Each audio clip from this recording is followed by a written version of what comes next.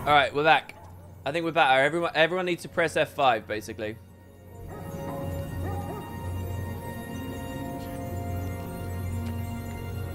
You all need to refresh, guys.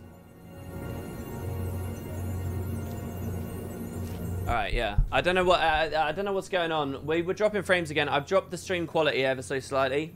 And I'll drop it further if we keep dropping more frames. I can't actually reset my net at the moment because, well, it's complicated basically, but I can't really do it, unfortunately, guys. So I'm sorry about that, but it's to do with a very long render I've got going on, like a 17-hour render of the bestiary, which, as you can imagine, is taking a while. So that's pretty unfortunate. I'm sorry about that, guys, but I can't really help it.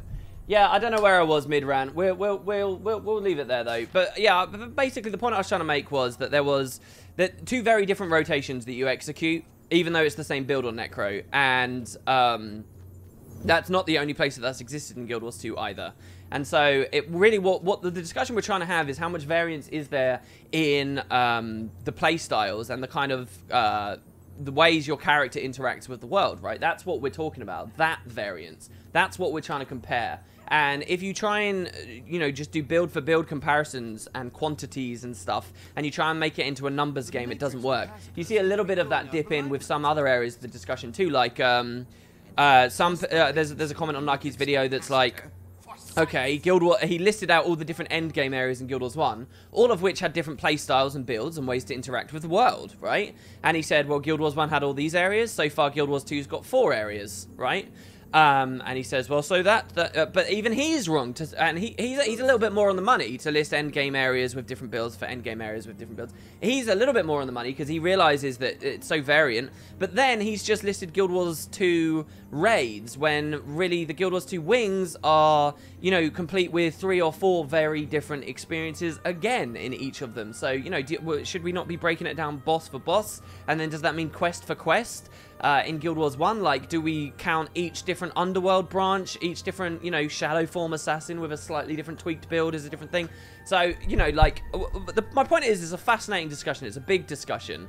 And, I'm very disappointed in the Guild Wars 1 community for being so apparently black and white about it without being able to assess a single one of their biases. So, I don't know what my answer is on which one had more.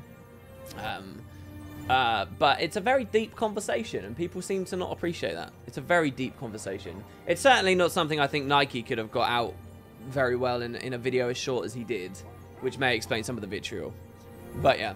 Anyway, man, he's talking about build diversity in Guild Wars 1 and mentioning Necro right now in Guild Wars 2, but all I remember about Meta Necro in Guild Wars 1 was SS, MM, or MB. And, well, the thing is, though, like, Necro became so useful. In the world of heroes, Necro, because of Soul Reaping, became so useful because they just never had to worry about energy management.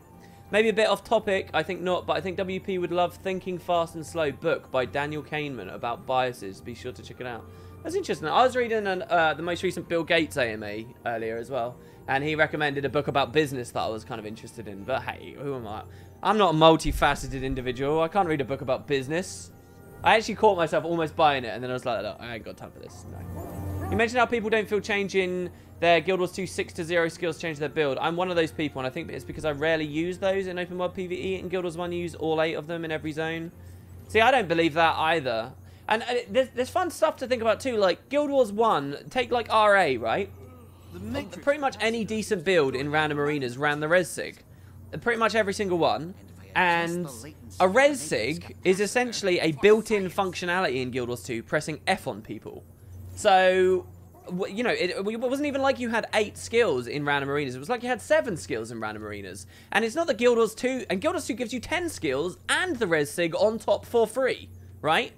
Kind of. I mean, there's a discrepancy in terms of the range and the way the downstate and stuff works. Obviously, it's very hard to compare the two. But do you see how the lines just break down all over the place? Guild stab, that's not my problem. My problem was a warrior in PvE. I could run 100 blades for damage, or the WP save yourself spam with the elite that gives like 5 adrenaline or some other shit. And yeah, like, you got to compare content for content. Like, you got to compare open world. You can't compare vanquishing to raiding. I would compare vanquishing to open world myself. Or maybe open world should be compared with campaigns. But no, I think you should compare personal story with the campaigns and the primary quest. And then you should compare vanquishing with world completion. And then you should compare raiding and fractals with you know, speed clears and Guild Wars 1 dungeons and in-game areas.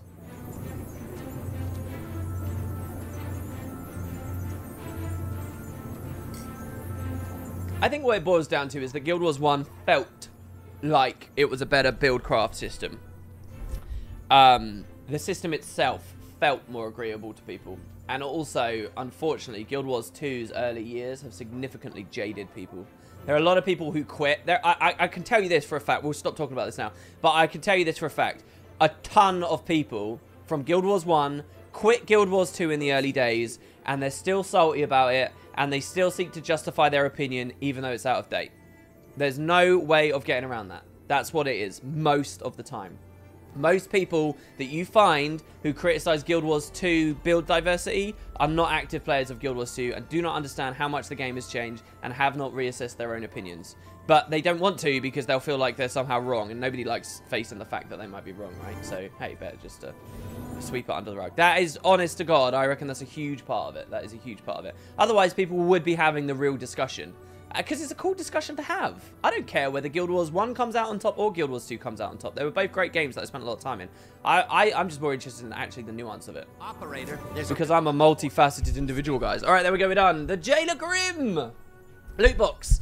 As I knelt in scorn on the dark floor, I knelt still, my fingers in the links of that iron hard and chill. I heard and yet heard not the surly keeper growl. I saw yet did not see the flagstone damp and foul. The keeper to and fro paced by the bolted door and shivered as he walked and shivered, and as he shivered, swore. We have been 2 hours good, he muttered peevishly. Oh, sorry, that wasn't peevish. Anyway, then, losing off his belt and the rusty dungeon key, arena it. Please raise the number of characters that... What is this? That's funny. Was that what you... Was that how that was supposed to end? I like it. I like it a lot. Well, thank you very much for the 50 Ecto and the beautiful story there. I think we all felt something there. I think we all got, you know, that chill, that tingle on the back of our neck. The Jailer Grim, you are a boss. Thank you very, very, very much. And I'll put you in on the frenzy. Thank you. Salutation from Gendaran Fields. We also got a loot box here from Heinz the Fatherer. Who also has been incredibly generous. RP loot box. There can be no health in us, nor any good thing grow. For the land is the one with the dragon reborn, and he is with the land. Soul of fire, heart of stone, in pride he conquers, forcing the proud to yield. He calls upon the mountains to kneel, and the seas to give way, and the very skies to bow. Pray that the heart of stone remembers tears, and the soul of fire, love. I'm not quite sure what I read there. It was very emotive, though. And thank you very much for another 50 ectos. And Zod Ossa, cool name that I recognise too. You are not a first-time contributor here. A potato and a sweet potato were playing on the playground. The sweet potato told the potato, "Hey, I just found out I'm related to you." The potato said, "No, you are not." The sweet potato said, "Yes, I am."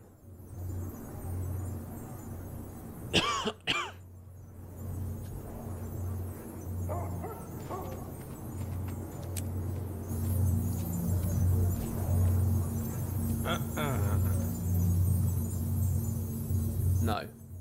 / no. That's all I got to say for that. / no. These loot boxes are getting really elaborate. They are. Thank you very, very, very much for the contributions, guys. You're all awesome. Thank you very much. You know, we're winding down a little bit here, but that's really lovely of you. In total, we just got another stack of Ecto. And hey, what more can we ask for? So we got the Fields of Ruin now, and I do hope to complete this by the end of today's stream bonanza. Wow. So here's something really interesting.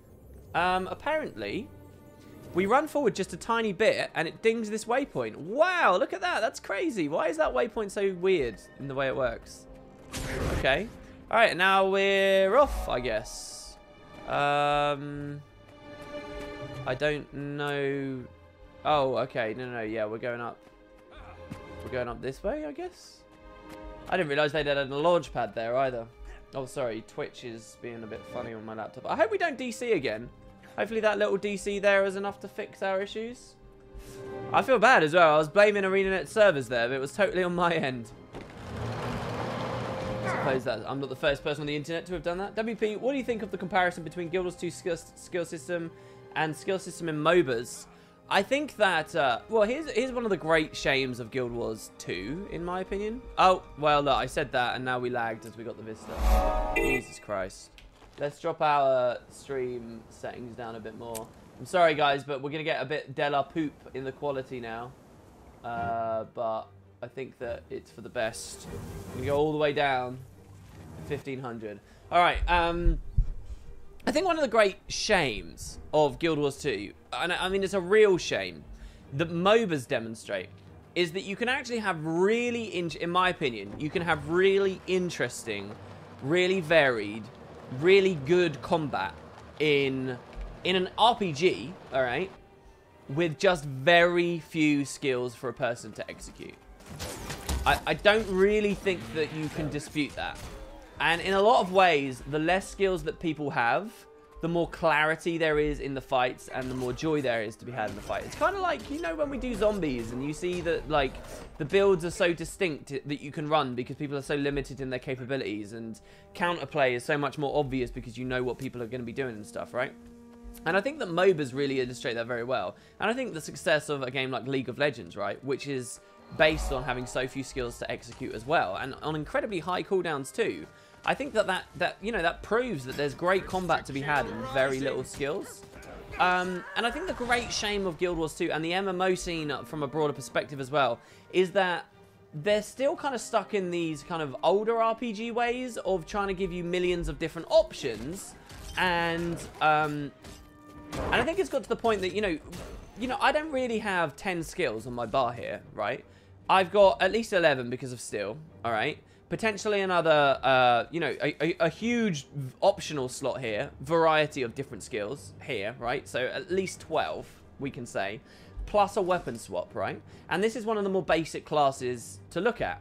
Not only that, but the way that Guild Wars 2 is designed also is they compromised very early on, and I think this was a big mistake to make. I don't know whether I identified it at the time. Actually, I think I did. I think I used to bitch about this. But way back, if you look at like the alphas of Guild Wars 2, right? If you look at the convention presence and stuff, they would have a ton of, you know, like they'd have the same number of abilities, but your utilities would all have really high cooldowns. Like they weren't scared to have like a 5-minute cooldown on Tornado, right? The Elementalist Elite. They weren't scared to have really long cooldowns on abilities. And I think that, oh, we've lagged out again here. Oh, this is really scary. And I think that, like, in a lot of ways, those really high cooldowns were really important. And all you see for ages now in Guild Wars 2, the way that the balance team treats this game now, is they reduce cooldowns. That's their go-to for buffs. Reduce the cooldown. Reduce the cooldown. Increase the speed of the projectile. Reduce the aftercast. Quicker, faster, more snappy. Go, go, go, go, go. And it's all in the name of making more mobile and active combat or whatever. But I think that, you know, these are the reasons why. You know, people complain about boon spam and condi spam. And, you know, when people do that, they blame the skills that apply them. They say, oh, there was too much Heart of Thorns power creep in terms of, you know, adding skills that give too many boons and stuff. But I actually think the bigger problem and the bigger cause isn't the skills themselves, but it's the devs' more recent perspectives for how low cooldown should be, and for how fast we should get access to everything again and again and again. And they're not changes that anyone's ever really resisted, because if you're a player of the game, you kind of like the idea of being able to spam your stuff more, and you kind of have this perspective that more is better, it's higher skill cap, it's better, it's better, it's better. But I think all it's really done is confused the game, and confused the visibility of the game, and I don't think necessarily has been a good thing. And I think the great shame of Guild Wars 2 is they can never go back on that, right? They could never turn Guild Wars 2, no matter how amazing it makes the combat, they could never put, you know, they could never rebalance all these cooldowns to be way higher and just chop off, like, you know, half of everyone's skill bars and stuff like that. They just couldn't do it. They can't do it. So, you know, they're stuck because, you know, there's other RPG components in there of, like, people want to feel like they're continually getting more capabilities for their characters and stuff. And, I don't know. So I think it's interesting. I think that, you know, maybe there is just a core incompatibility between MMOs and you know, large RPGs that seek to give you lots of options as you level in them, and truly very, very competitive games. Like, look at stuff like look at Overwatch, right? Like a hero shooter, right? Again, very, very specific capabilities for each character. Nowhere near on the level of something like Guild Wars 2. Nowhere near on the level. But, you know, that's really important to have that. And again, like high cooldowns. How often do you get to pop your ult on that, right? This changes depending on class. But you don't get your Q, you don't get to activate your Q that frequently. I would say even less frequently than you can pop an elite in Guild Wars 2. And think about other elites that people run. Think about stuff like Headbutt. Think about stuff like Bassy Venom. A lot of the elites that people opt for are even lower cooldown. WoW did chop like half the skills you could use, and most people seem to like it, but maybe not in PvP. Yeah, and Overwatch is super fast, right? Overwatch has tons of stuff going on all the time with just a very limited skill pool. So I think that I think it's if ArenaNet ever did, and I don't believe this would ever happen, and I'm not asking for it to happen either, right? But if ArenaNet ever did, like, come out expressing opinions like this, that they want to really cut down on the amount of skills people can use, and they want to increase the cooldowns, and they want to do all of that stuff, it would be a nuke going off in their face. Everyone would hate the game. You know, those Guild Wars 1 players we were talking about earlier would have a field day with that. They'd hate it even more, right? But if ArenaNet did ever come out and say that, you actually wouldn't find me in the camp of hating it. You wouldn't find me on principle being like, oh, this is the worst change for the game, blah, blah, blah, blah, blah. I would be open to see how the game goes if it went in that direction, because I think there's a lot of positivity that can come from that direction. I think a lot of people would see me as like a, you know, just being devil's advocate and being a fanboy and, oh, ArenaNet can do no wrong, because I'd essentially be defending a decision like that. But no, it's because I genuinely think it's strong. There could be good that comes from it, maybe.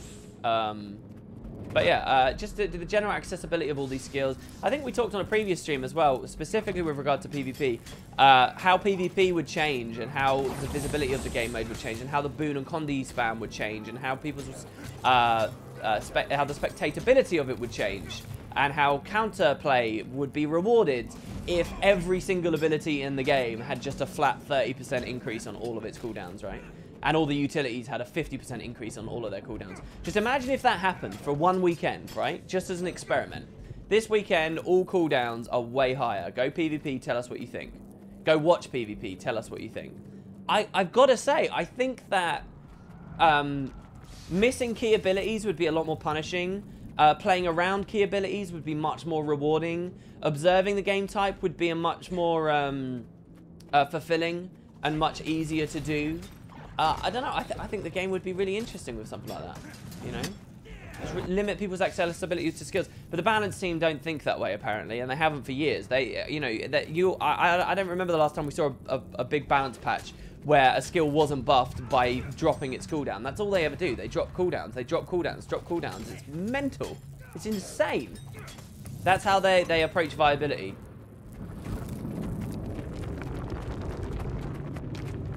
WP is being paid by ArenaNet to hype the game. Reddit. Yeah, no, the comments like that would come about. They don't bother me, but yeah. Well, no, that's a lie. They can bother me. They really can. I'm in the fortunate position here of this is all hypothetical, right? So it's okay. If they ever did do it, guys, we can link them to this stream. Strong. I mean, I'm willing to hear from...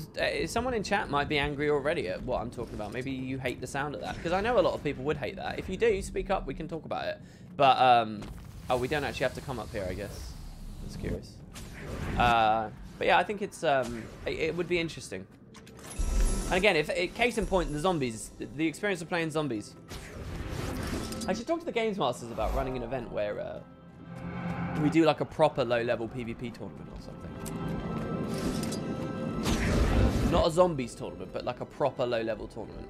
I think that'd be really interesting. Necros would probably win, just because Shroud is kind of OP. Or not kind of OP, absurdly OP, let me just say. No, I was supposed to go up there, because that's where the secluded Glen starts. That's my bad. I'm weird, you just want open world PvP?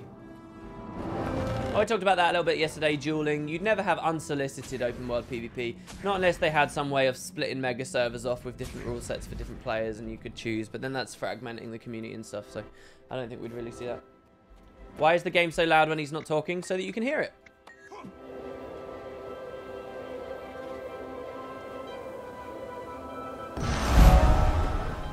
That's now the second comment we've had to the effect of the game is too loud. Do you guys think I should split the difference between the last two streams and drop it ever so slightly? I'll drop it by 4 dB. There you go. We'll drop it by 4 and we'll see whether we get any more comments. Don't get me wrong, you don't like the sound of the idea as much, but at the same time it would be worth a go.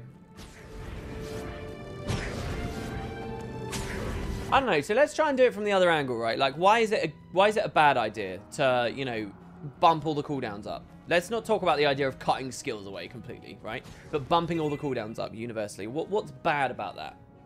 Well, there's probably some, you know, specific builds that get way stronger just in an environment where all the cooldowns are much higher globally. It also, the balance of Thief shifts quite a lot there, in that Thief bypasses a lot of their stuff because of initiative.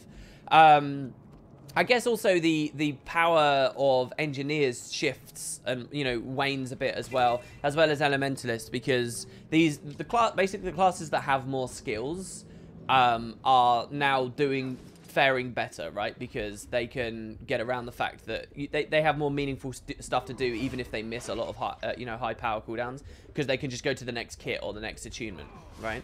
I wouldn't include Rev in that, but Rev to a lesser extent, I suppose. Rev only to the same extent as a Necro, right? Because Rev gets 2 weapon sets plus an extra utility set, and Necromancer gets 2 weapon sets plus a 3rd weapon set on their Shroud, essentially. So, like, I would consider those two to be in the same sort of place. Look at this. We've bored everyone out of doing map completion with us. We're finally at a point where no one's doing it with us. The other guy is still in Gandaren. I guess we went too fast. That dream of having all of the thieves with us is just not good enough. Bumping all of the cooldowns plus increasing damage causes combat to slow down significantly because the power of dodge's mobility increases a lot. So it would be a buff for tanky builds, stalemate, meta, and conquest. Yeah, so it's definitely not... Please don't ever interpret what I'm saying as, oh, they should just do that and then it's all fixed all on its own. There would be a myriad of other rebalances that would have to happen, and consequences that come out of it that would also have to be addressed. But, you know, if the time was taken to work all of that out, would the game be in a better place?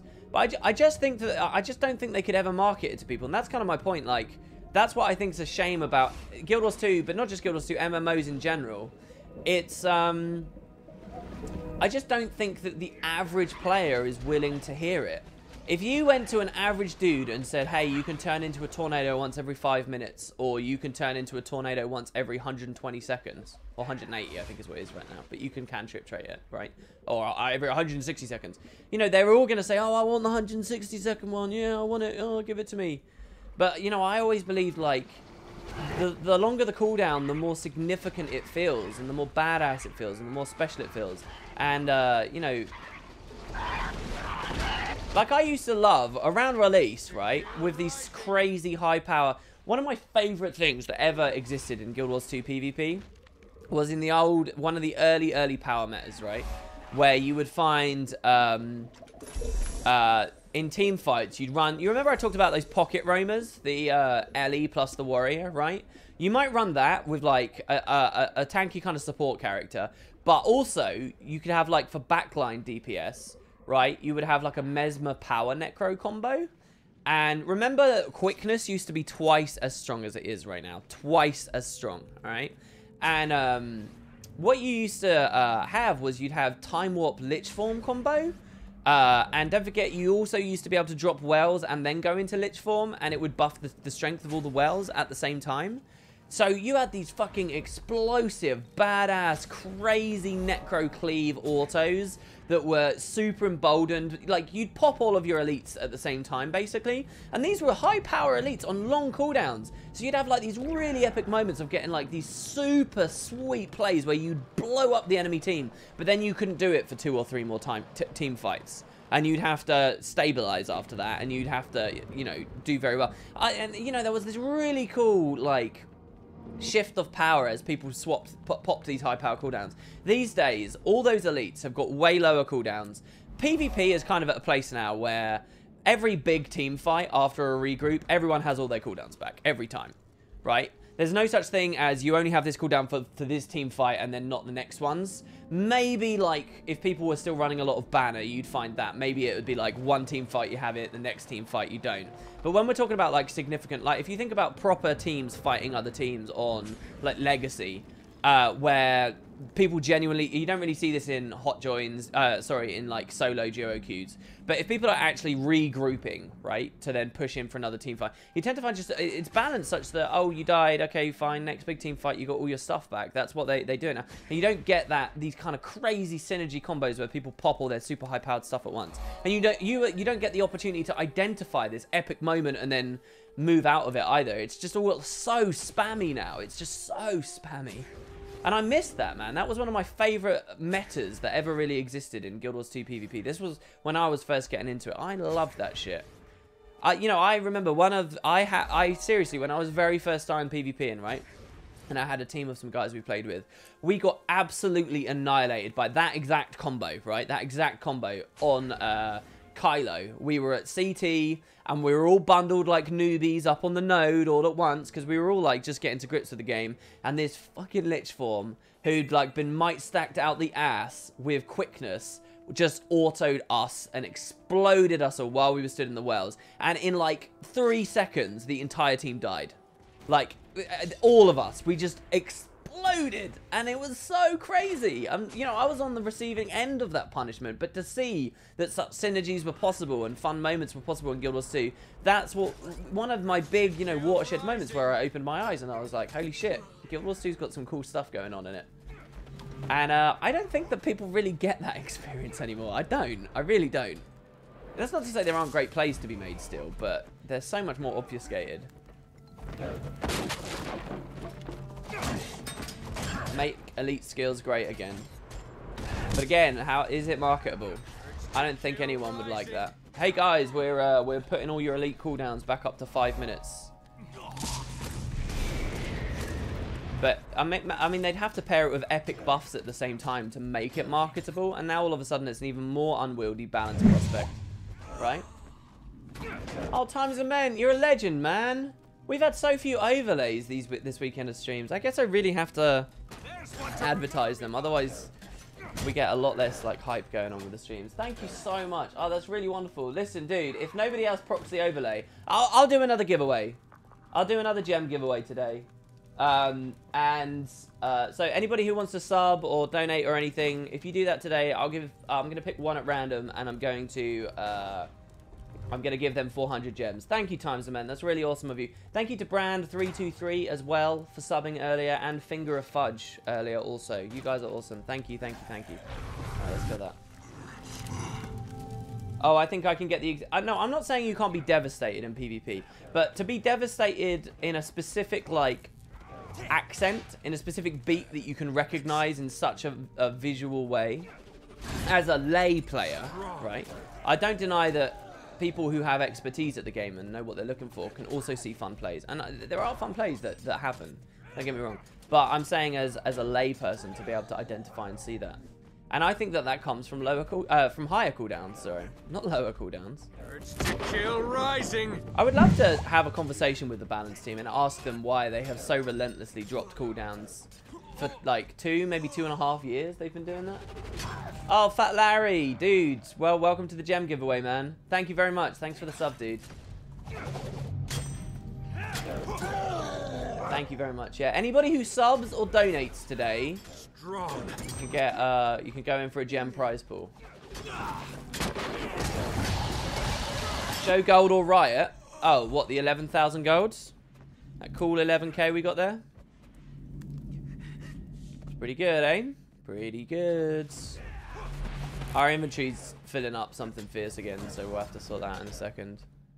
Join the stunt club if you got an eye for fun. Alright, there we go. Boom. So we got that now. Now, what we do... I actually missed... Oh, no, I didn't. Oh, he had such a weird specific route for us to do there that we just didn't do. Oh, look, we're procking the... This is cool. I should do this. This is actually working, isn't it? People are actually subbing and stuff. This is working. Yes. Oh, I messed up this really badly. I don't know what I was supposed to do, but I just did the end of the run first, which is very odd. But okay, I think I was supposed to go this way. It's fine. We can just do this other leg. What about PvE? You don't think higher cooldowns are good? No, I think that they're good there as well. In fact, my early arguments for this years ago on like the Guild Wars 2 Guru forums were very much PvE motivated. Because again, it's like a more powerful accent to everything, right? Like, imagine if, okay, if you will, imagine if Thieves Guild was on a 5-minute cooldown, right? But was buffed to suit. So it was like, you know, epic damage in that 5-minute cooldown. I don't want to think about raids too much right now, right? Like, because this is kind of, you know, oh, you just pop it once in raids and then that's it. Raids is a whole other thing. We got a lot of other things to talk about when it comes to raids. But imagine, you know, you're just running around the open, you're doing something like this, right? And it's on a 5-minute cooldown, but it's like really explosive. It's got some sick visual effects on it. You feel really badass when those thieves are with you, right? Now think about a trait like improvisation, right?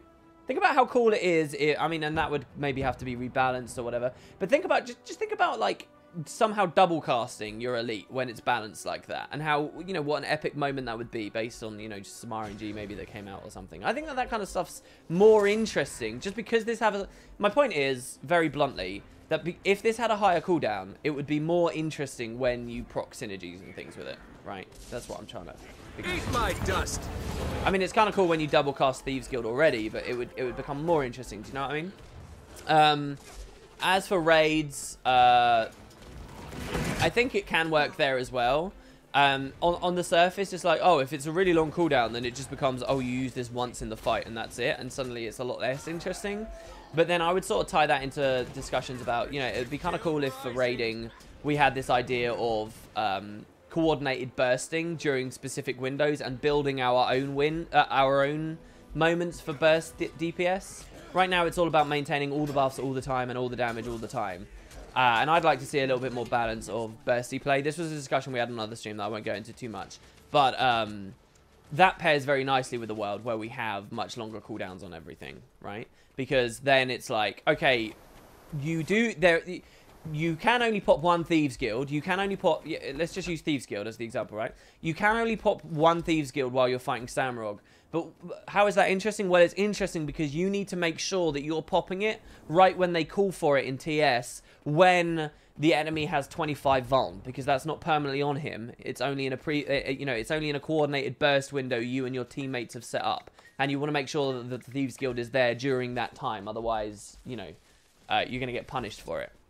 And so then there is some play to it. Do you get what I mean? That's kind of my idea.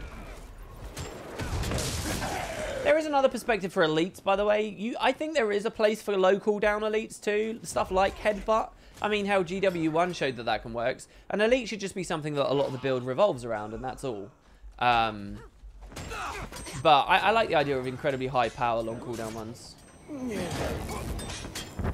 You don't want Guild Wars 2 to become WoW. You like low cooldowns. Maybe that's why they do it, right? Maybe it's to differentiate from other MMOs. But then you're compelling all raids to use voice comms. Yeah, newsflash. It's supposed to be an encouragement for you to get a community. And for you to meet people. And for you to get more invested in the game and the people that are playing it and understand more. There's a reason why when raids originally released, they weren't even on LFG. It's because ArenaNet didn't imagine that people would be LFGing on it. That's not what it was designed for. It wasn't for pug play. It was content built around that idea of having a guild and a coordinated group of people playing it. That's what raids are. And if that alienates people, then that alienates people. And that's why, you know, they get a lot of my respect there, because they have a vision for what raids are and they haven't compromised on it. You know, I think the day that they compromise the enjoyment people can get out of the game just to drop it down to the lowest common denominator, that's when they'll lose my respect as raid developers. There are plenty of other places in the game for you to enjoy Guild Wars 2 where you don't need a guild and you don't need voice comms. Just because they add one area, just because there's one small cell of developers who work on one area where it is designed for voice comms and stuff, I don't think is a bad thing. Again, you've got to broaden your perspective a little bit if you're angry about that prospect. Pugs don't even use voice comms anymore. Right, and, you know, maybe that's okay as well. But I think that that doesn't mean raids shouldn't be designed around voice comms. That's actually a really interesting thing to think about. People are angry at that idea of raids being voice comm based. This is so bad. The lag is so bad. I'm so sorry about this, guys. It's just sometimes my router seems to just poo itself and it just doesn't know what it's doing anymore. All right, so we're supposed to get those. This was how the run was supposed to start. Then we waypoint back and we were supposed to go south. So it was actually, we did the end of the run first. All right, so now we run along here and we weapon swap to open all of the doors. This is the best way to do it. Do we kill the guys that come out of them, or do we just run past?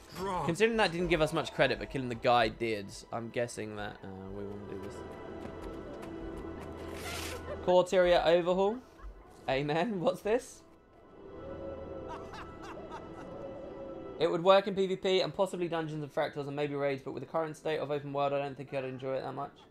What, the long cooldown, the high cooldown thing? I actually think it would improve open world, because what open world lacks is pace breakers and accents to the leveling and moments where you stop and you do something different, and it feels like that's what this game misses. I was reading, like, if you guys want to learn more about Guild Wars 2, maybe this is a bit pretentious for me to give you advice on this, but if you want to learn more about Guild Wars 2, what's appealing about, what sucks about it, try and look at communities that aren't the Guild Wars 2 community. See what they're talking about.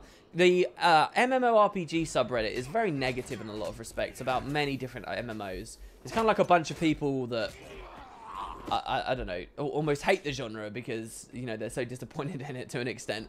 But it's interesting to see what they say about Guild Wars 2 a lot. I was reading it just yesterday, and someone was talking about how they were playing the game, and he described it as not catching him because it was just odd. And, you know, I think I know why it's just odd to people. It's because there's not enough substance and breaking up of, you know, of the game. Stuff like damaged armor is too marginalized at this point. The lack of specific vendors selling specific things in different areas, like, you know, the old skill acquisition systems and Signet of capturing system from Guild Wars 1, maybe. Stuff like accents to, you know, the combat where you've got high cooldown elites. You know, oh, you feel rewarded. Yeah, I got to use my elite today when I logged in, even though I didn't get to play very long, or I got a really badass usage out of it or something. You know, these are all... the best way I can describe them are accents, right, to your experience. And Guild Wars 2 doesn't have it. It's just all this big, like, homogenized... I'm blinking all over the place, opening doors, and just pressing F tons of times. And it's not just me as a veteran player that gets this kind of very anodyne experience. It's everyone ends up getting this experience, and I think that's what's odd about it. So yeah, high cooldowns kind of is one small thing that would serve to resolve that. Oh, actually, I think I was supposed to just open the doors because he has me running quite a lot through Ebonhawk. What we're actually supposed to do now is go into the middle of the city and go do the other heart. So I've gone a bit of a wonky direction here. You'd like to see an MMO where the leveling experience is both accessible to everyone and has substance? I don't know whether that's even possible. Is it, Neok? It's an interesting idea, but is it possible? Accessible to everyone is kind of like... This is always interesting. Look at how low-res this UI function is in the game. Look at that. Look how low-res that is. I could see the pixels. This is probably like... We could probably guess at the resolution of this. This is probably like 100 by 100 in a square or something like that. Maybe less. 60? 60 by 60? Is that possible? Accessible to everyone but has substance. The thing is, that's a hard thing to do because accessible to everyone, you've got to like... I don't know. You've got to cater to some pretty... you've got to cater to some people who really don't know what they're doing. Let's just say that. I think the best experiences come from O-turd products where they have a very strong vision for the kind of person they want to appeal to, and they don't give a fuck about not appealing to everyone else. I really think that the best games and the best experiences out there have to do that. They have to identify who's not going to enjoy their game, and they have to have the balls to say, I don't care if you don't like my game. My game is for the people who want this experience that I'm providing. That's what you have to do. You cannot compromise everywhere. And there's such a fierce temptation to do that in an MMO because you need a large player base. Which is why it's something that comes up with MMOs a lot. But I really, really, really do believe that. Hone in on what is so great about... I don't think the best perk of your game should... This is crazy. I can't believe I'm about to say this. Where is the vista, by the way? Oh, it's all the way up there. Oh, okay. This is crazy. I can't believe I'm about to say this. Because I play Guild Wars 2. This is what years of playing Guild Wars 2 has taught me. I do not believe that you should ever say that the greatest perk of your game is its accessibility. I seriously don't. I really don't. That should never be the one defining perk of your game. Accessibility. Because the blandness that speaks to, inherent to that product, is just very unexciting to me. I don't know. That's crazy. I didn't realize I had that opinion, but I think I do. I think I stand by that. And, you know, that's why I like the raid team as well. Whether you like raiding or not, I think everyone can appreciate this. It's great that they said, you know, with the raiding, especially in Guild Wars 2, they said, look, this isn't going to be for everyone. Identify it, come to terms with it, realize you're making a certain type of thing, and move on. Do you know what I mean? And make it good. Understanding that from the start. Oh, look at the griffin flying with us. That was cool. That was badass. Oh my god, that was really cool. I liked that a lot. I'm sorry, that made me a little bit giddy. That was cool. Whoever sent that loot box, you're a legend. That timing, though. Hey, WP, have you ever played have I played any Horizon Zero Dawn? No, but my girlfriend has, and she loved it.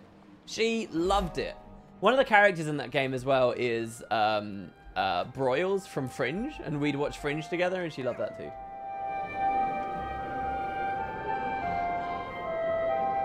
They have to have the budget to say that too. Yeah, I guess. It's kind of like, you know, like I'm playing Divinity again at the moment. Divinity is a very specific product, but if you find that you love that product, oh my god, you know, they never compromised on it, and they made it as good as it can be, and it's badass. It's freaking sweet.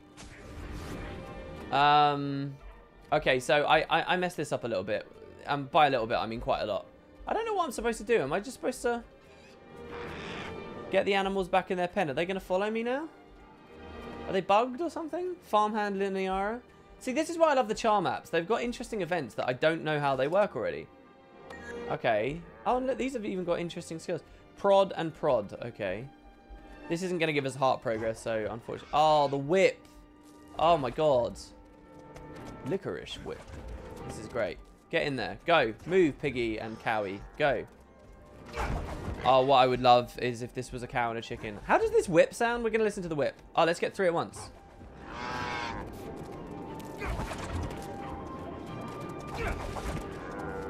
This should be louder.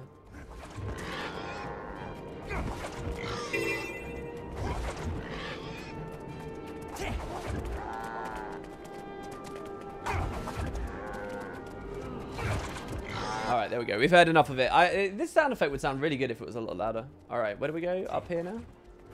Oh, they're going in. Nice. Nice. We helped them a little bit. It didn't give us any heart progress, though, so... Rest in peace, the interesting dynamic event dream. Let's go this way. And like here, you got the chicken Easter egg, the Zelda Easter egg. There's a lot of cool stuff. Let's go. And like the hatch here. Like, you can't deny that the char maps are just a lot more interesting than the other maps in the game. They just are. Right? Concealed door. Oh my god. It's just cool. Alright. So now we go into the caves. And we know these events actually do help us, I think.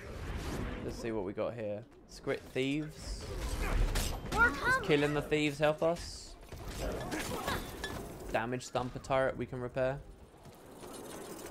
You can weapon swap to repair the turrets. Okay. Someone called Peter, animal cruelty. Look, we're ranching. We got to do it, man. Okay, people who is not going to enjoy this game, the people who hate this game, then they should be playing something called a massively multiplayer online game then, should they? I don't know whether just the word MMO is enough, really, to describe an MMO, honestly. An MMO can mean so much. Massively multiplayer and online. Alright, fine. But what does that actually speak to the content itself? Very little, right? Very, very little. Maple Story is different to Guild Wars 2, is different to Eve, right? In very significant ways. They're all MMOs. So I don't really think we can just I don't think people should make their judgment on whether they want to play or not just based purely on an MMO. All you have to ask is this question: do you like the social aspect of gaming? If the answer is yes, then there's probably a version of an MMO that would appeal to you. It's just a question of what is it, you know? There could be an MMO version of Divinity, right? You might like a game like RuneScape, but hate a game like World of Warcraft, you know, because you hate WASD movement, but you love click to move.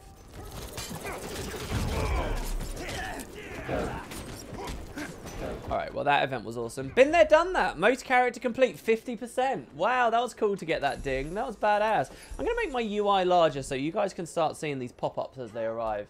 So here, look, you can see that I've got some silver coming now.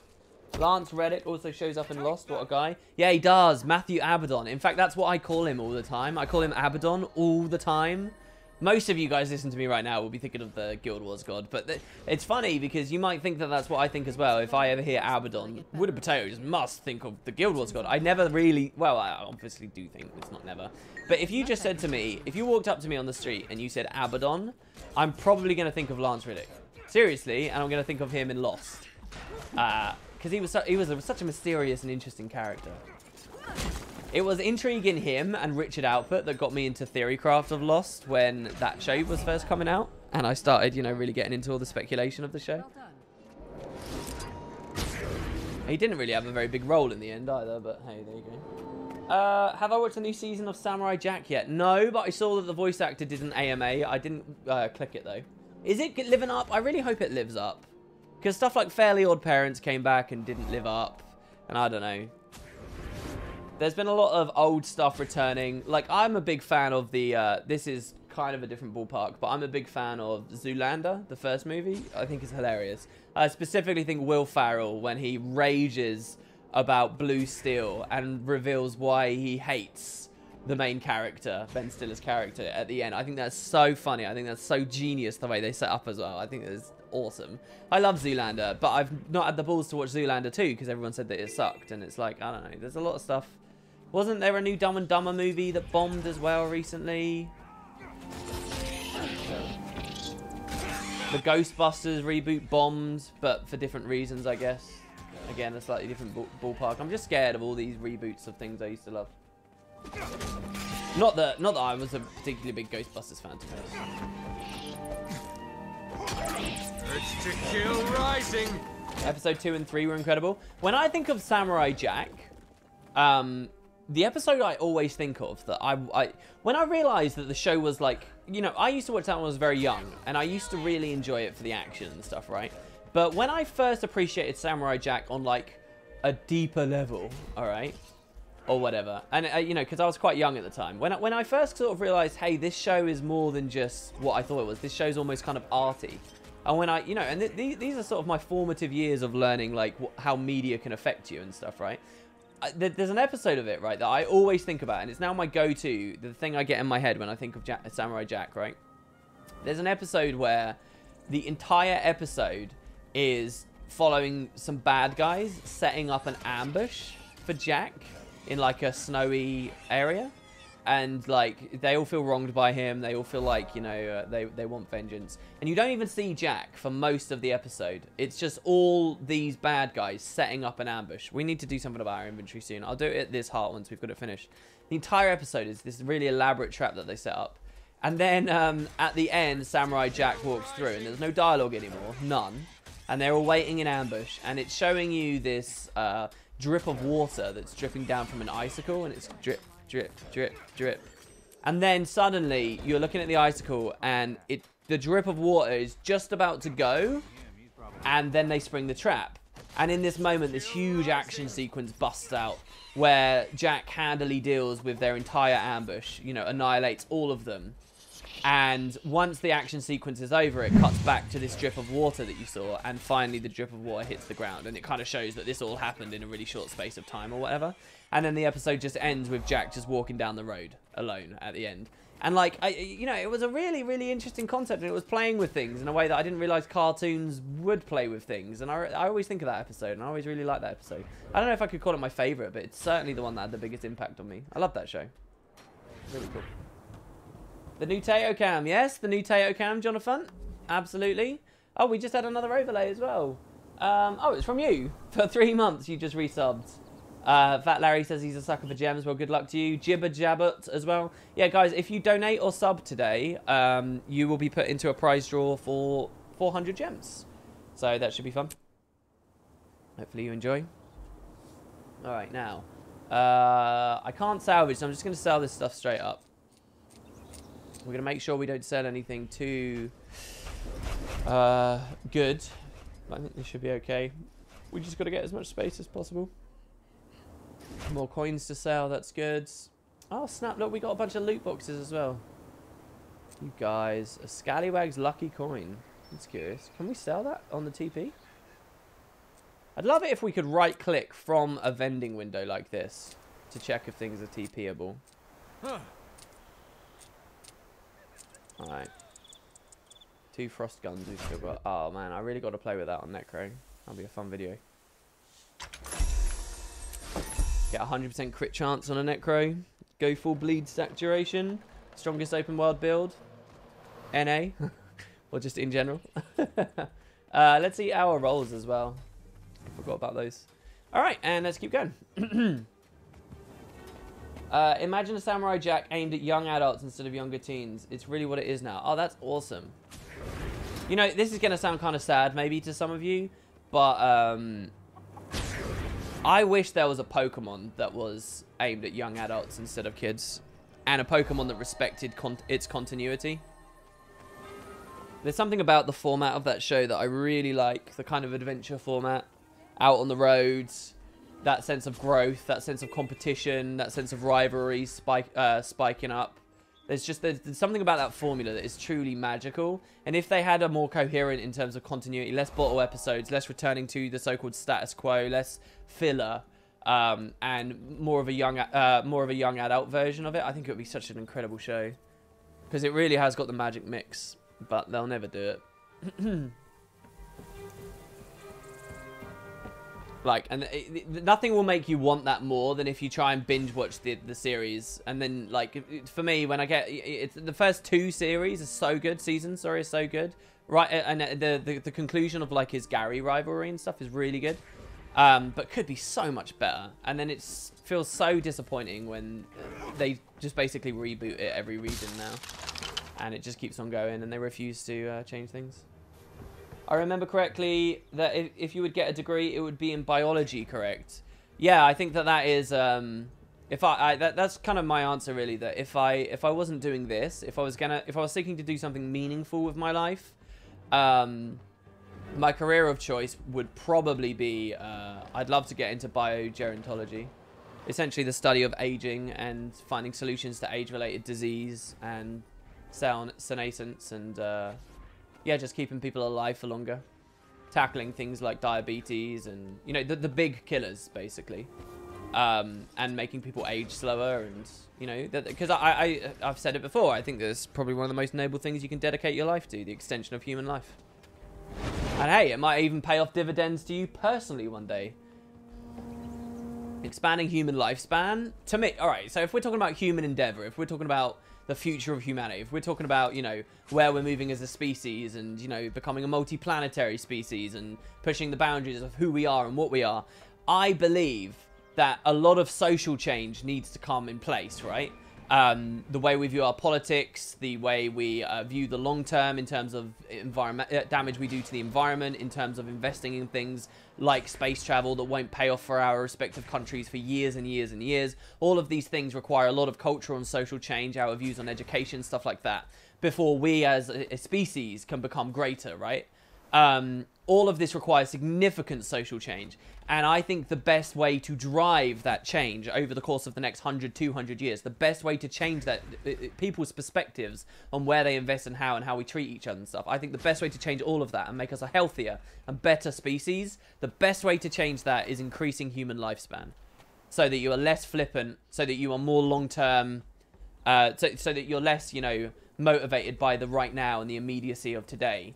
And, you know, you think about, you're more happy if your government is investing in a plan that won't affect you know, the environment or won't pay off for another 50, 60 years, you're more happy with that because, hey, you'll still be alive and healthy and strong in 50, 60 years. I think it all starts with the health of the population and the length of time we're on planet Earth. That's what... It's probably a bit heavy to talk about in a Guild Wars stream, but I genuinely believe that. And I think the most noble thing any human being can do today to set us on the path of becoming greater is biogerontology, without a doubt.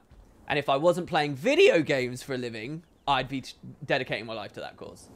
There you go. That's probably another interview question. We should call today's stream interview questions. Oh god, what a pretentious little rant I just went on there. I gotta hand these scrap metal in. What's his advice on this? This is really annoying. Did we miss the POI at the gate as well? No, we didn't. Good. Oh, I'm an idiot. No. Oh, I feel so bad. We could have skipped this one. Oh, this is the worst thing in the world. What is wrong with me? Here, Vanguard Scout, halt. Greetings. We had it all immediately, but you guys got me ranting about a job that I never had. All right, let's go. We got that POI as well. Now we want to come up through the Ogre Road. Wow, you must be really smart. Yeah, I'm super smart. I'm a multifaceted individual. I don't know if you realize this. WP is a Massart. Way to tie it into Guild Wars, bro. This is an interesting skill challenge because for some reason, this one auto-pops. We had a fun experience on Boots Bad Build 1. Oh, we got the 4 Thieves Dream. Oh, yes. Oh, my God. This is so good. Oh, look at all the thieves. We should run ambush. Is ambush a deception? It's a trap, right? So you can't double proc it. Oh, my God. Hold on, the cooldown of steel is 26 seconds, and these guys last 30. So we could get the 6th Thief Dream if we find an enemy to steal to really soon. Here we go. Ready? Ready? Ready? The 6th Thief Dream. We're going for it. Oh, we didn't get the proc. We didn't get the proc. Okay, next time, guys. Next time. But then the overpopulation dilemma increases and the struggle for Earth's limited resources worsens. Not necessarily. There is a balance to that, definitely. But, I believe I read something about we already hit peak child or peak human like 2 or 3 years ago. So what I mean by that is the rate of population growth across all of Earth hit its max. It's no longer growing and do you get what I mean? Like we hit the maximum number a little while ago. And that's because, yes, there's still a lot of, there's a lot of rampant childbirth and things in many third world countries. But across a lot of the first world now, people are having less and less and less children. And I think that social trend globally will continue, which is a good thing. And especially as more places become more better educated, get a better access to contraceptives.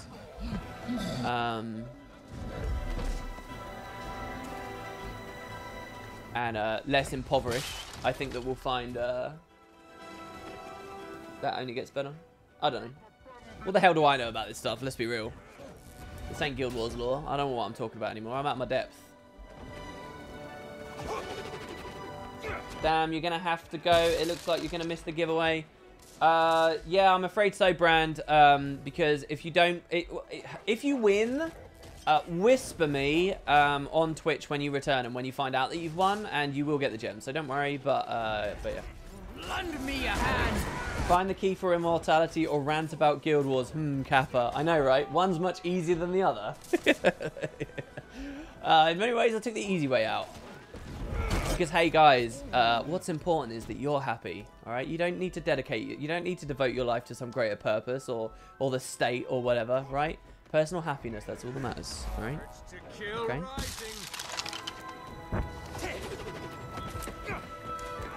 That's not necessarily the true scenario for global population. There are 3. We've already hit the max, continue at this rate, and exponential. Yeah, I don't know. We're not in decline necessarily, right? Are we projected to still get up to 8 billion? Is that all right? We should be, right? Because it's not like people are all... I don't know where it will cap at. Because it will cap. It's kind of a scary thought, but it will cap. Whether because we've, you know, socially engineered ourselves to stop it capping before we do too much damage, or whether it's because, you know, our population freaking implodes due to disaster or lacking resources or whatever. One day it will cap. there will be a maximum number of people on Earth. You know, it's crazy to think about some of the, you know, people don't quite realize how many humans there are right now. Like, there are so many humans that just because there are so many humans, we're at an all-time high for, like, a dizzying number of stats. Like slavery, we all think of a thing of the past, right? And, you know, oh, we're so much better now, and the amount of suffering in the world at the hands of slavery is so much lower. And that's a perspective you can get very much when you think about our countries of residence, perhaps. But just because there are so many people, and because slavery still happens in some parts of the world, slavery is at an all-time high throughout all of history right now. I think I've read that before as well. Don't quote me on it, but I think I've read that before too. You know, there's a lot of stuff basically in that exact same position. We're at an all-time high, and it's just because there's so many people. And there was another really fascinating stat. It's something like, what is it? I can't remember what the stat is, but it's something like 10% of all the people who have ever lived are alive right now. It's something crazy like that.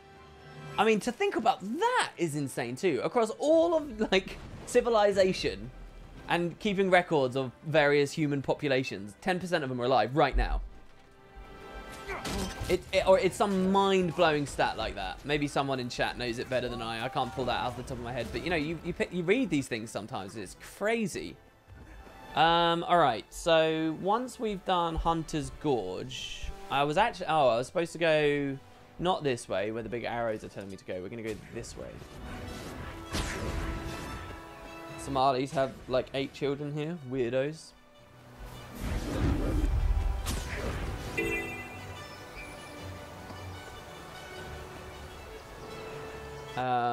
Now we go... This is always a special place to me, by the way, that we're about to go to, I think. Hold on, I messed this up. We actually... I'm an idiot. We want to go south, and then... you know, I wonder whether these mistakes, it's... You know, it's suddenly not worth using the map anymore if you make... How many mistakes can you make before it wasn't worth using the map, and I could have just stayed and it would have been more efficient to roll with it. This place is special to me because on my... When I played Mesmer on the first couple of days, I died somewhere doing something. I can't remember what. I don't know what it was. But when I made my Elementalist, I resolved to not die on it ever. Or, you know, from my perspective back then. And so what I did was I kind of treated it as a permadeath character. And I did not want to die ever. And basically I parked my Elementalist in an area on this map that we're about to go to. Thinking I'd be perfectly safe, and went AFK for a couple of hours. And when I came back, I died while I was AFK. And it made me so sad. It made me so sad. But this was where I died. It was somewhere like around late 30s. In Thailand, you can have a different child every night. Sorry, Tato cry. World population exploded over the last couple of 100 years. I really see no stopping that, even with the rich countries not getting as much children. Well, yeah, maybe look into what this peak child thing is then. Because I had that opinion until I read about, you know, the rate that the rate at which we're growing is stopped or something like that. I've got what you need. I think what it means is that after a delay of maybe 30 years or so, if current trends continue, we will be at our max population before it starts to decline and older generations start to die off. I think it's something like that. And it's on a delay until that generation gets to that point. I don't know what generation it is or where, you know, how long. I think it's something like that. Am I going to buy any legendaries off the TP? That account has enough gold to do so. We are actually, yes. We're probably going to craft 2 to 4 legendaries. We've already got 4, and we'll probably buy the rest. That's just my current interpretation of how things might go based on... this is really interesting that we're already in heart range here. This heart is a long way away, guys. Like a long way away. And we're already in it. That's just kind of the current trend. It depends on how generous you guys are and how well these loot boxes do. It entirely depends on that. I don't know, honestly. We might have to craft more than 4. It'd be nice if we didn't have to craft more than 4, because 4 gifts of battle and 2 full world completions, that's quite a lot of stuff already to do. That's already a fairly long series. So going even beyond 4 might be a bit of a pain. Also, who knows? Maybe the next Living World release is going to be the last one before the next expansion. Who knows? And then we'll be in a situation of having to just cancel the whole thing, right? Or just make do with what we've got at the time and try and rush or something. Any ideas for the main giveaway competition? Yeah, many, but it's probably going to be a trailer making competition for the next expansion. It's going to be my little way of hopefully building hype for the next expansion. Maybe getting some of my little buy links out there. Encouraging a YouTube scene for the next generation of Guild Wars 2, right? Which will be the next expansion. Because I really, the game changes so fast. There's so many differences, right? I would consider the Heart of Thorns days as a different generation to...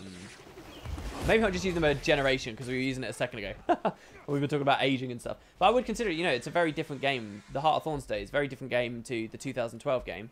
And I anticipate that will be the same for the next. This is such an interesting heart. There's such a huge range of different things to do. They could have had one about culling wildlife and a different one about culling back separatists and helping Evan Vanguard. But no, they combined it all into one. Alright, so we got that. We got the POI. Now we got another cool one here. Another Skippy looking one. I love this tent. This place is cool. We actually need to go into the tent too to unlock this. Maybe we can shadow step up to the top. Let's see. Oh yeah. Good. Since Visualwood's closed, do you still stay in touch with Matt? Not really. I haven't spoken to Matt for a while now. But he's around. We were thinking when we closed it of maybe doing like a yearly podcast or something, but Christmas sort of came and went and we didn't, so I don't really even know if that'll be a thing. Keep sparring against these 4 training soldiers. Okay. So we're just gonna... Show me what you got. What are you doing? No, no, no, no. Don't walk out of my AoEs, you bitch. Oh, we never got the thief dream. One day, guys. One day. Get this guy. Alright, we now know how he works. What were all those banners? What banners? I'm sorry? Oh, what, in the tent? Was that in the tent you were talking about? It's basically where the peace talks are happening. It's a really significant lore location that's unfortunately never had any living world or anything that's truly... Oh, here we get to kill 2 at once here. This is good. Oh, he just died instantly? Or he didn't even proc? That's weird. Yeah, they never did any living world there or anything. Maybe they'll wait for Cogs of War. Oh, Cogs of War. One day, man. Cogs of War. Guild Wars 2 Cal, the only expansion I really want. Return to the Blood Legion homelands. Go to the Blood Citadel. Go to the Ash Citadel. Come on. Don't tell me you're not excited about going across the Blaze Ridge Mountains and to the right. Don't tell me you're not. See the Ash Imperator? You know, get some really cool story beats going with Smoda. Watch Smoda die or something. Watch the Imperators fight amongst one another. Have the ghosts get cleansed out and revamp the Plains of Ashford stuff, perhaps. Oh.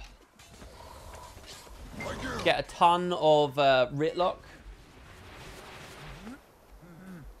Speaking of Visualwood, I finally got back to listen to the podcast. You haven't listened to any since it ended and started CGP Gray's Hello Internet. Are you listening to any podcasts? I've really been interested in CGP Gray's Hello Internet because I kind of like his videos. And I also like Brady's stuff.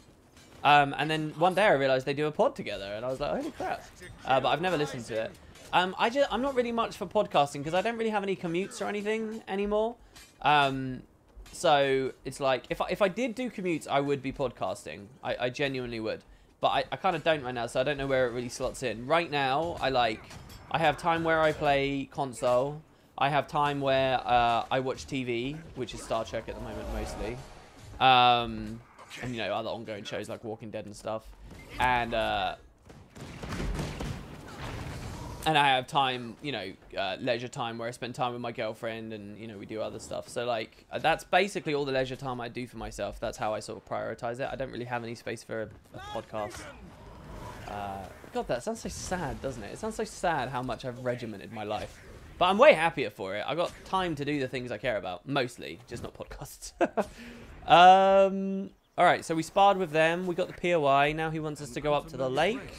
This is the location of a set of current events I still haven't made a video about.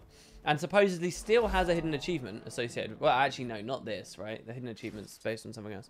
It must be the ley line anomalies doing it without any magic coming in. All right, and now it wants us to... This is weird. It's got some little notes there. It says 1, 2. Oh, they're different glides, are they? Oh, hold on. I think we go up here. Do we hit this launch pad? Do we go on the launch pad? Maybe? No, we get the waypoint. And then we glide. Well, let's see where this takes us. Are we supposed to go onto this here? Is this the idea? I don't have lean techniques, so I can't go straight onto it. Do we go up here? Why does it want us to go up here, though? I don't understand. I think we go this way. Dump girlfriend for podcasting. I can't think of a worse reason to get rid of a girlfriend, to be honest. Okay, there are worse reasons. I got rid of my girlfriend because she was interrupting my League of Legends matches. You know, I actually used to PvP with a guy, a Brazilian guy, who was a total twit in a lot of ways, right? But I used to PvP with this guy, Guild Wars 2 PvP. And he used to go on and on about his girlfriend. He used to post pictures of her, and she looked like some like Brazilian supermodel, right? And like, I'm not sure any of us really believed that that was his girlfriend, but he used to talk about her all the time. And then one day he was just like, "Yeah, my girlfriend left me," and we were like, "Why?" He's like, "Because I played too much PvP." It was so funny. I was like, "So this is the life I live now."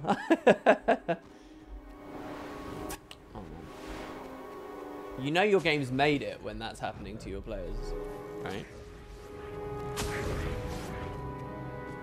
Breath of the Wild copied Guild Wars 2. Someone sue Nintendo. I'm sure someone has successfully sued Nintendo in the past. I just don't know what for. Anyone know any Nintendo lawsuits? All right, now we need to go... Oh, I'm a fool. I could have just waypointed. That's what he wants me to do. He wants me to waypoint back. Yeah, I'm reading the map wrong here. Well, Gandaren went pretty quick, but Fields of Ruin's gone a little bit slower. How long have we been streaming here? Oh, we've about hit the 2 hours. How much have we got left of this map? We'll finish Fields of Ruin. We're 88% done. So we're pretty damn close here. I used to PvP with Brazil. No. He was from Brazil. The lag is killing me. I don't know if it's you, me, or both. I'm sorry, it's probably me. We are dropping some frames. We've dropped 1.9% of all the frames that I have streamed to you today. So or on this second half, I guess, since I loaded it. Here we go. We're going to get the dream. Oh, we can't get the dream because we can't steal. No valid path to target. This is not acceptable, ArenaNet. Yes, we got the dream. Oh, man. This is fun. I like this. This is genuinely fun. I'm enjoying this. We should put some more deceptions on. Because we get the double shadow step at the same time too, and that's pretty cool. Not that it's ever really relevant for PvE, but hey. Oh my god, look at the thieves. Thieves banging them out. Alright. Tangleroot Hills. Nice. What are the other deceptions? Let's see, shall we? They're down here, aren't they? No, these are the traps. Deceptions. Blinding Powder, meh. Smokescreen, meh. Shadow Refuge, meh. Yeah, we've only got the 2 fun ones. We've already got the 2 fun ones, sorry. Okay, so now we've got to do the hearts, and I guess we just do eggs and things. How is my forehead? What do you mean?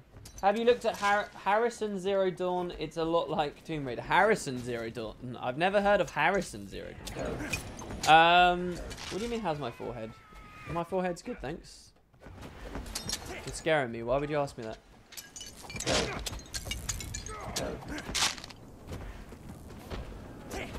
Is this like Harambe? Am I missing something? It's like, you know, a meme-age that I don't understand. Am I not actually getting anything for breaking the eggs?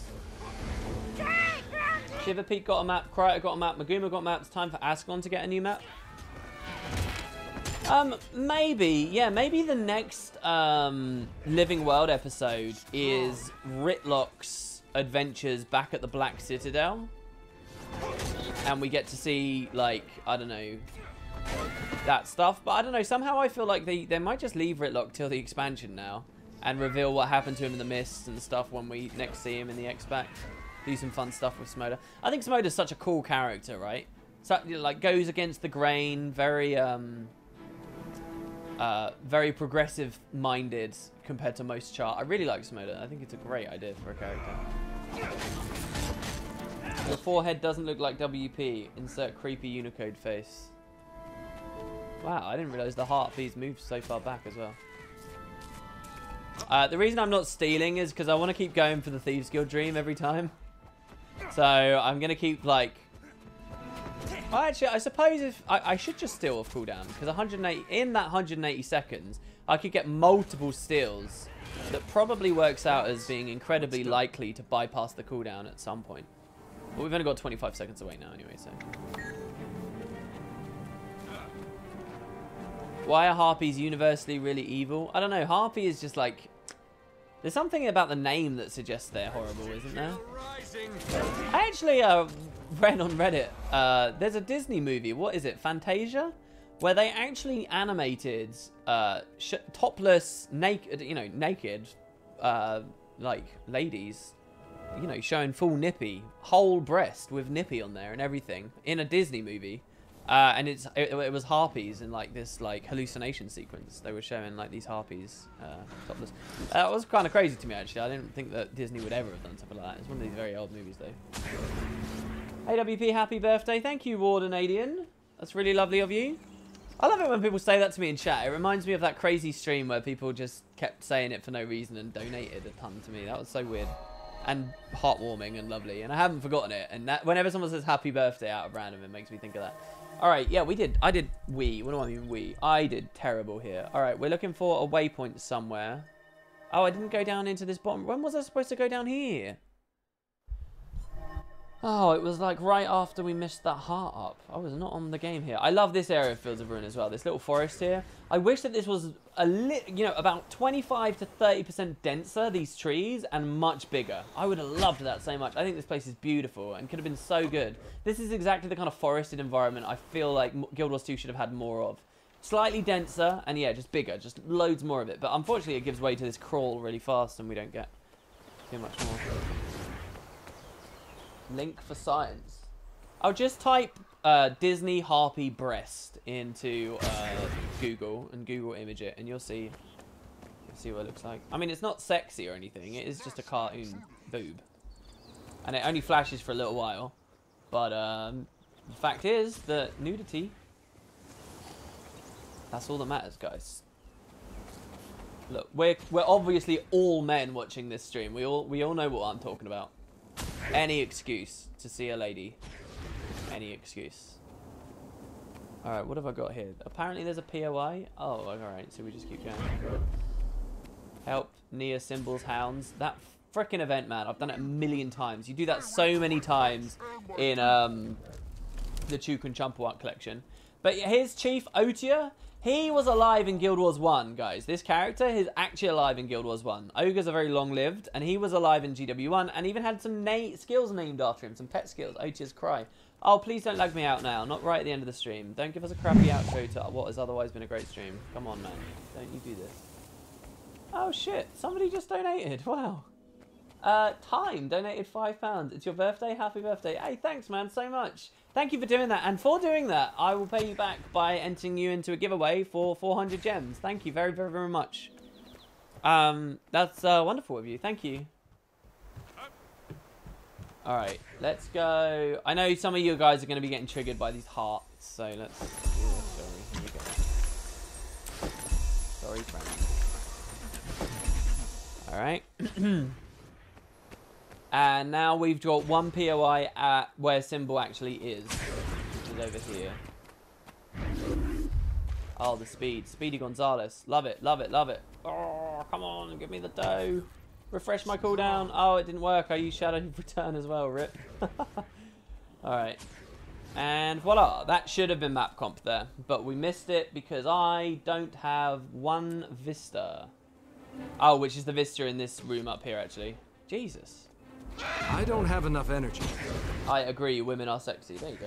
Doesn't take only a man to accept that. WP's birthday today. Happy birthday, man. Keep going. It's not actually my birthday, but thank you. It's a bit of a joke. People randomly start saying it one day. Now just randomly people say it. Thank you, though. That's lovely of you. It's not my birthday, guys. What have we done? Alright, we should get it here, then. At Deathblade's Watch waypoint. Again, I like this area, too. It would have been nice if the event was a bit more frequent in this area.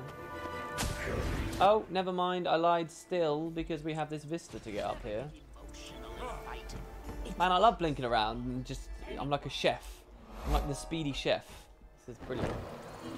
I'm disgusted.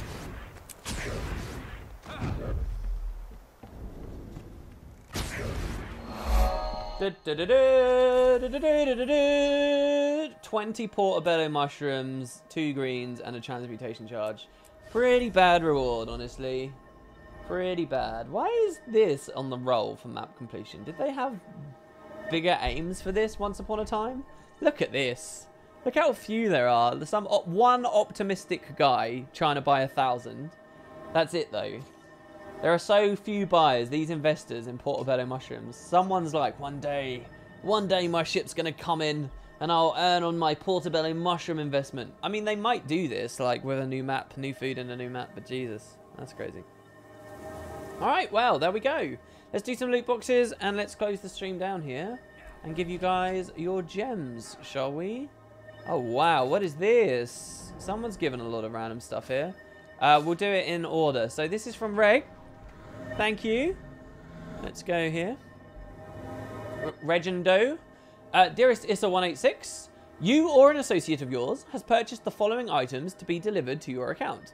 One-time special offer, 3 loot boxes, plus 1 guaranteed exotic weapon of a chosen kind. Chosen kind pistol. Transaction date 86 of the Zephyr, 1330 AE. Your purchase will be delivered in a packages of 1 3-item loot box each. The guaranteed weapon will be included with the last package. Please bear in mind that the loot box contents are randomized and cannot be returned. This message was auto-generated. We'll ignore the return to sender then, shall we? So 3 Wednesday gifts. Join the Spud Club if you got an eye for fine potatoes. Snap, we got a sub there. Someone's got an eye for fine potatoes. Actu. Akuma Fellies. Thank you very much, Akuma Fellies. Welcome to the Spud Club. You just joined a giveaway for 400 gems. Here, so 250 plus 1 infusions, 3 charge cores. That's pretty cool. And the infusions are worth a bit of $1. Here we've also got Antitoxin Rune, Ecto, and some... This is clearly what he got from doing a fractal run one day. That looks valuable. Thank you. And then lastly, 3 of 3... 30 Ecto, 7 Linseed, and the Berserker's Layguard Revolver. Wow, this is so cool. Thank you. Let me just tot up the value of this stuff. This doesn't help our inventory much. I'll probably off-stream sell some more stuff there.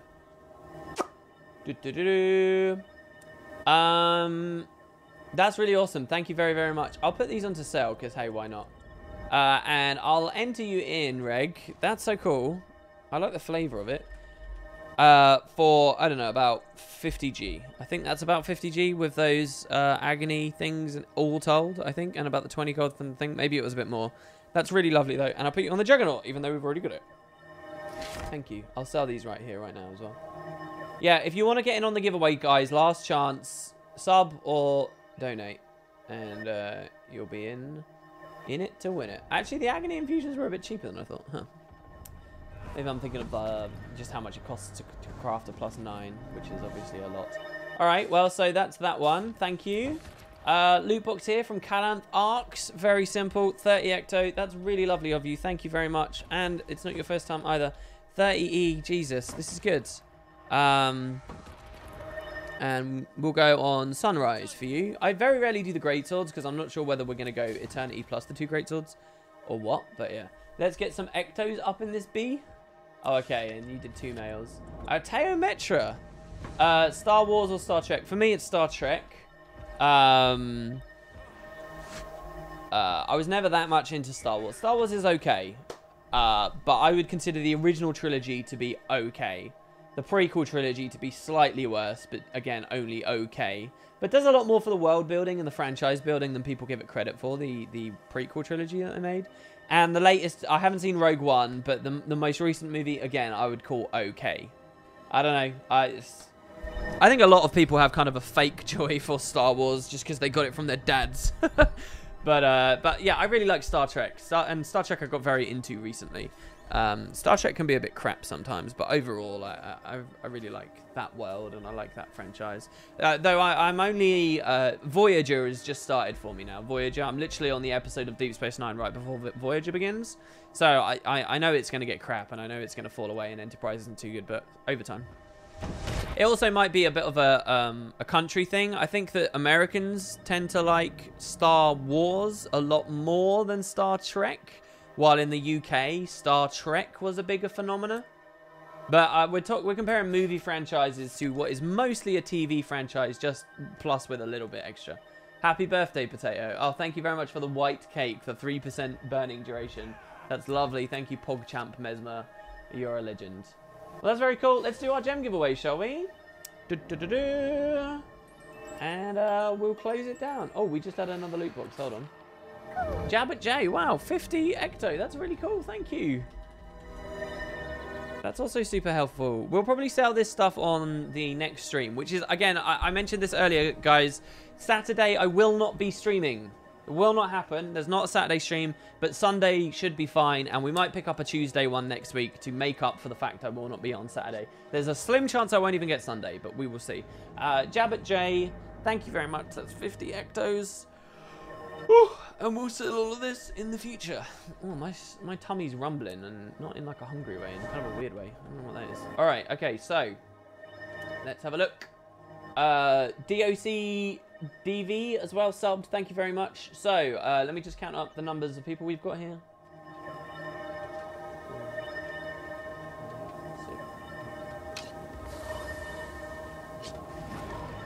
So there are 10 of you, 11 of you, 12 of you that entered this giveaway. So I'm going to roll a random number between 1 and 12.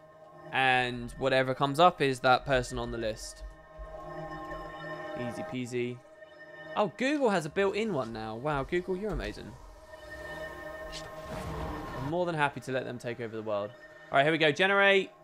Okay, it was person number 11. Okay, CVPCS. I almost gave it to Time as a Ment there, who I really wanted to because he gave a tenner like Christ. CVPCS. If you are CVPCS, send me a message on Twitch and you will get your gems. Thanks very much to all the support, guys. Thank you very, very, very much. Hope you've been enjoying the legendary hunt. Hope you had some good chats. Hope you enjoyed your dinner there. And I will see you very shortly on the main channel with a video. So thanks, guys. Hope you enjoyed. And I'll see you next time.